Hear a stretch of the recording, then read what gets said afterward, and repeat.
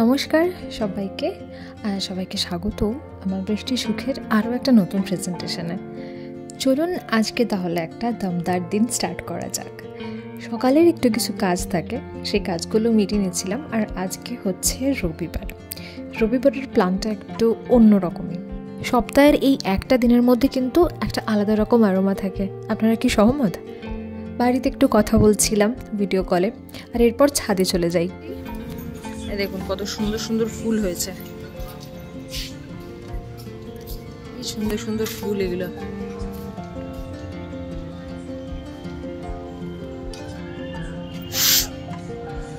কাগজি ফুল দেখাই, কাগজি ফুল। এটা হচ্ছে থোক জবা,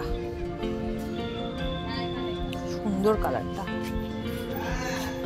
কাগজি ফুল হয়েছে।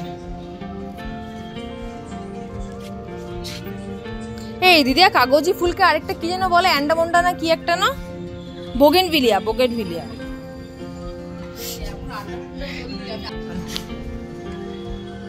এটা কি ফুল জানো? এটা কি টগর? না টগর তো না, এটা কি জানো? এটা চাপা না? চাপা এটা এলামুন্ডা। সুন্দর লাগছে এখান থেকে। আর এখানে হবে হাজার গোলাপ হবে, এটা হবে শীতকালের সময় হবে। এটা হচ্ছে 7-8 বছরের পুরনো একটা স্কিপিং রোপ বলে এটাকে, স্কিপিং রোপ। যাই হোক, এটা দিয়ে আমি এখন ট্রাই করবো স্কিপিং করা যায় কিনা। পিছিয়ে যা, এটা করে একটু স্কিপিং করতে দেখেছিস তো? নাইটি করে স্কিপিং করতে অসম্ভ ইচ্ছা থাকলে শাড়ি পরেও সাইকেল চালায়, শাড়ি পরেও সাইকেল চালানো যায়। যাবে না যদি করতে পারি 10টা, যদি আমি টানা করতে পারি 100 টাকা দিবি তো? ঠিক তো?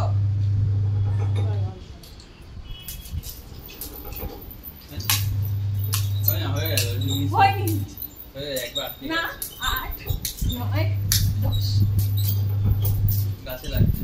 10 তো হয়ে গেছে, আমি তো আটকাইনি একবার। না আটকে গেল, আমি কিন্তু রিদমে ছিলাম।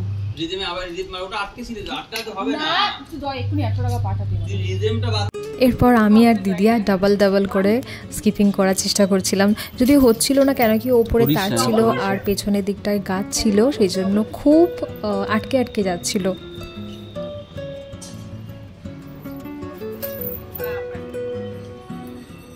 মুখ ফাটবে আজকে একজনের।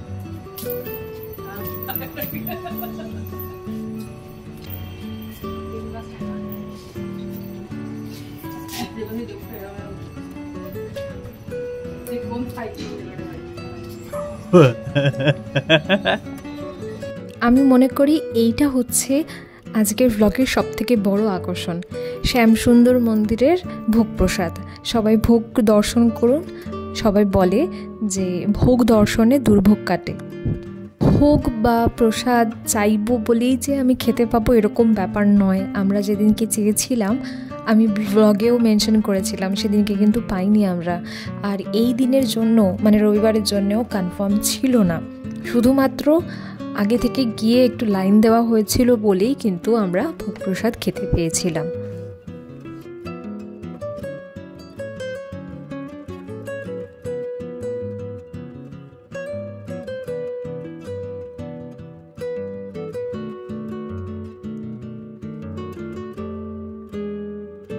খাওয়া দাওয়া শেষে দুপুরে এক ঘুম দিয়েছি, আর তারপর একটু রেডি হয়ে নিয়েছি, বিকজ যাব ঋষরায় জগদ্ধাত্রী পুজো দেখতে। যে ওখানে কেমন হয়, কি বৃত্তান্ত, এটা একটু দেখার খুব ইচ্ছে ছিল।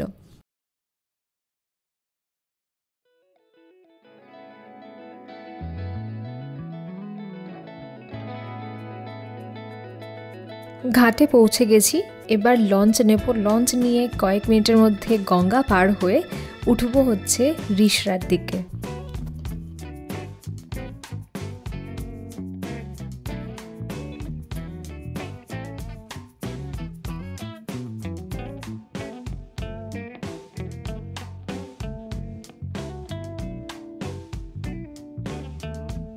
সত্যি বলতে সন্ধে বা সন্ধেবেলার পর সময়টা গঙ্গার দিকে বেশ ভালো লাগে।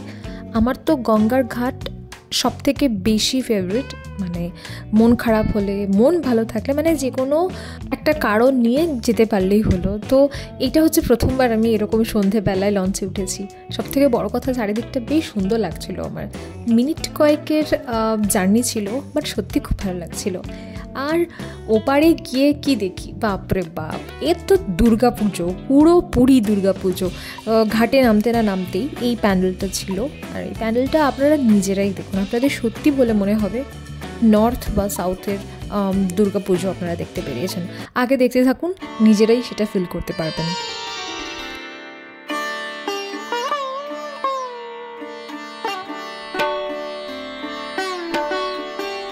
এদিন আমরা গেছিলাম হচ্ছে গিয়ে নবমী, দশমী, একাদশী, দ্বাদশীর দিন গেছিলাম। আর রিসরাতে হচ্ছে নবমীর পর থেকে 4 দিন পর্যন্ত ঠাকুর থাকে, তারপরে বিসর্জন হয়ে যায়। দুর্গাপূজা ফিল হচ্ছে, চারিদিকে আলো, লোকজন, কিন্তু সেটা হচ্ছে চারিদিকে আলো, লোকজন, একদম পুরো বলে মনে হচ্ছে দুর্গাপুজো।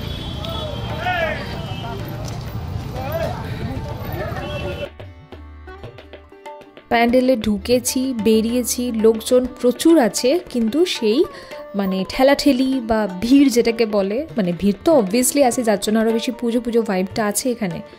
তবে যে ওই মানে অস্থিরতা মানুষের মধ্যে, সেই জিনিসটা কিন্তু আমি দেখিনি, তো যার জন্য আরও বেশি ভালো লাগছিল। আর প্যান্ডেল তো এক্সেবারকারিক, তার সাথে আছে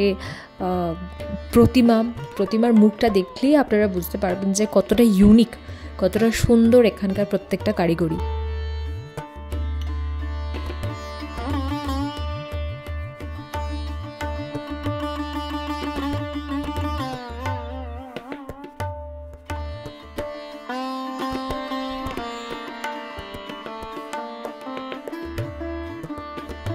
এই প্যান্ডেলের ভেতরটা এত সুন্দর করে সাজিয়েছিল চারিদিকে, কিছু বলার নেই।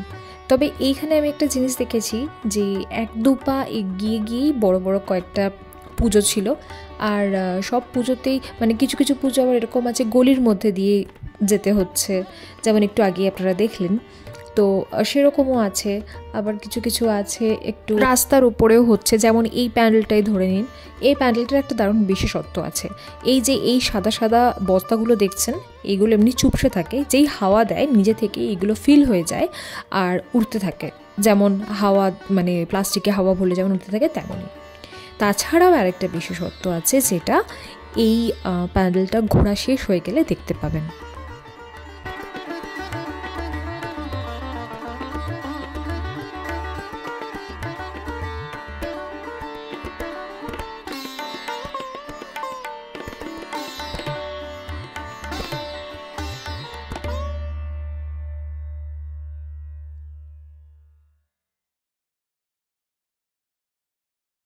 রিসরায় হচ্ছে গিয়ে জগদ্ধাত্রী পুজো বেশ ভালো রকমভাবে হয়, মানে সত্যি বলতে একফালি কলকাতার দুর্গাপুজো কিন্তু এখানে দেখা যাচ্ছে।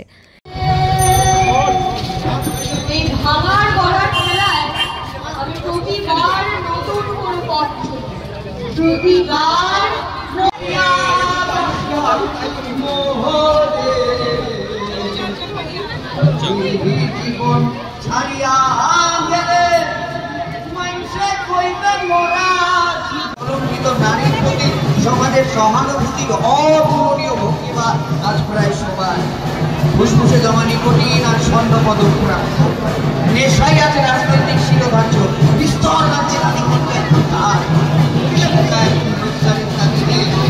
সত্য কাজে কেউ নয় রাজ, সত্য কাজে কেউ নয় রাজ।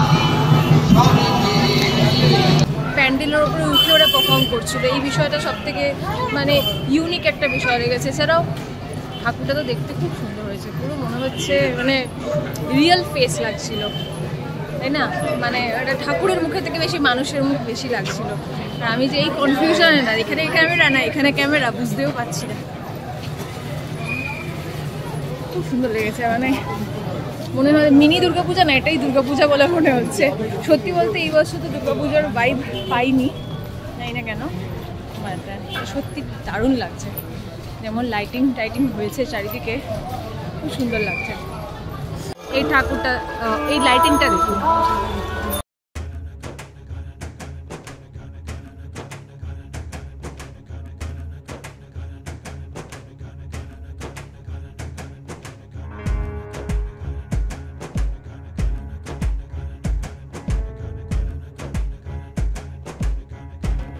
লাইটিং নিয়ে আর কি বলবো, লাইটিং নিয়ে কোনো কথা হবে না, সিরিয়াসলি এখানে লাইটিং নিয়ে কোনো কথা হবে না।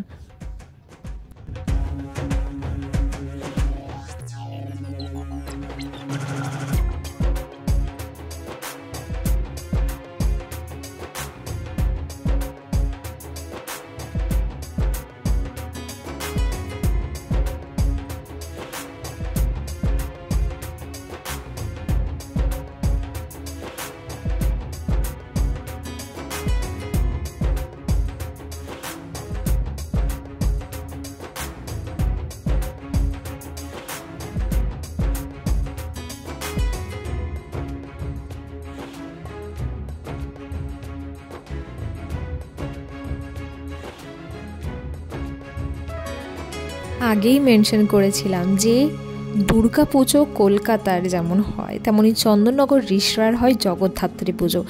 কোনো কম্প্যারিজন হবে না এগুলোর মধ্যে, এগুলো নিজেরাই নিজেদের পরিচয় দেয়।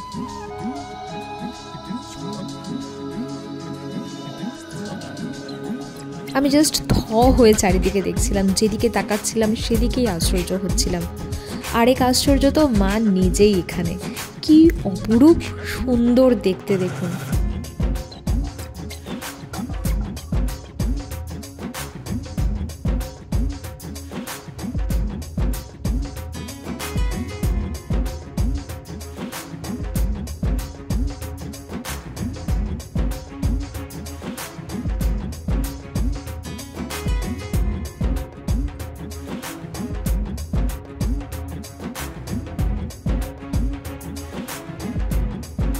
একটা প্যান্ডেল থেকে বেরোচ্ছি, আবার কিছু পা হাঁটছি, আবার একটা নতুন প্যান্ডেল, মানে ছাড়া ছাড়া কিছু নতুন প্যান্ডেল।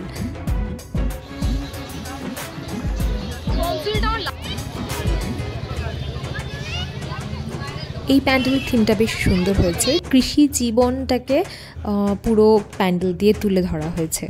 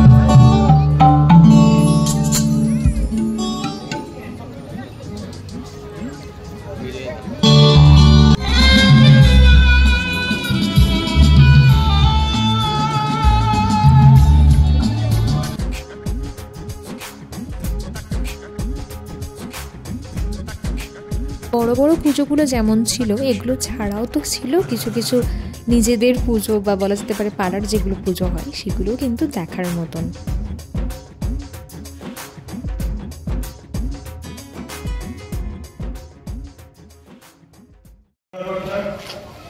এতক্ষণ ধরে আমরা বেস্ট ঠাকুরগুলো দেখলাম। এরপরে আর কোনো ঠাকুর আছে মানে মানে ঠাকুর তো ছোটোখাটো অনেকই আছে, বড় ঠাকুর আছে কি? বড় ঠাকুরের একটা আছে, মানে 2 ঘন্টার মধ্যে আমাদের সব ঠাকুর দেখা কমপ্লিট। প্রত্যেকটা ঠাকুর যতটা দেখেছি ততটাই সুন্দর, এত সুন্দর,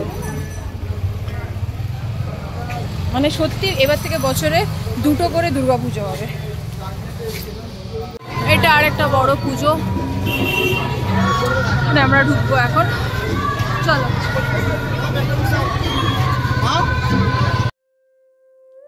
এবার বাট সত্যি বলতে আমরা দুটো ঠাকুর, ভালো ঠাকুর কিন্তু মিস করে গেছি দেখতে, যেটা জানতাম না কোন রুটে কোন দিকে। বর পরের দিন খোঁজ নিয়ে এসে জানিয়েছিল, কিছু করার নেই, নেক্সট টাইম চলে যাব, এই আর কি।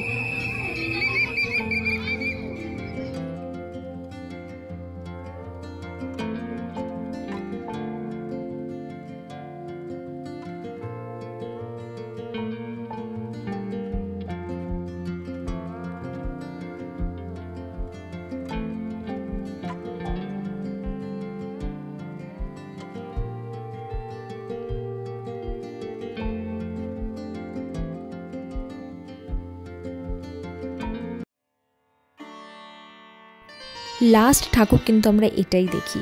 আর এই ঠাকুরের যে সজ্জাটা হয়েছে, মানে সব অলংকার টলঙ্কারগুলো কিন্তু সব হয়েছে খড় দিয়ে তৈরি হয়েছে। একটু জুম করে দেখাই তাহলে আপনারা বুঝতে পারবেন।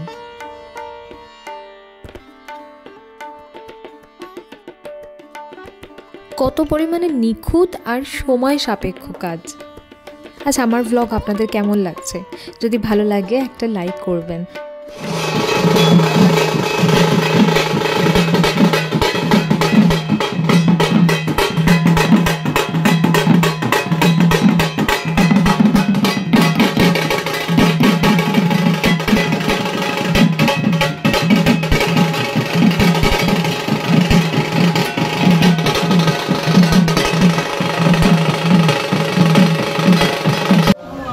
চলো এবার গঙ্গা পার হব, ওপারে যাব, খাওয়া দাওয়া করবো।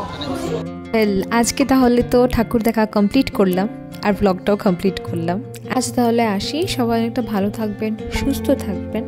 আজকের জন্য টাটা।